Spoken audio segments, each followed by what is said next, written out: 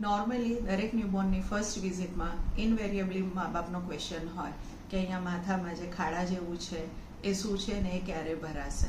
તો જે અહીંયા આગળ ખાડા જેવું હોય છે એને કહેવાય એન્ટિરિયર ફોન્ટેનલ અને જે પાછળ હોય એને કહેવાય પોસ્ટિરિયર ફોન્ટેનલ.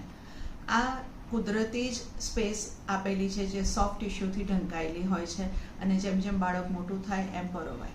પણ એનું મુખ્ય મોટિવ છે કે જ્યારે બાળકનો બર્થ થવાનો હોય ત્યારે બર્થ પેસેજમાંથી નીકળે ત્યારે હાડકાં છૂટા હોવાથી એકબીજા ઉપર ગ્લાઇડ કરીને ડાયામીટર નાનું કરી શકે.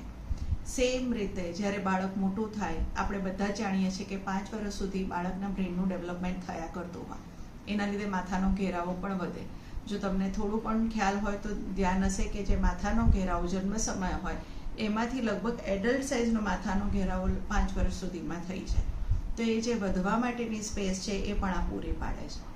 અમારા પીડિયાટ્રિશિયન માટે આ સ્પેસનું ઘણું જ મહત્ત્વ છે. આ તાળવું જે છે એ નોર્મલી 18 મહિને ભરાય અને પાછળનું તાળવું છે એ લગભગ 3 મહિને ભરાય.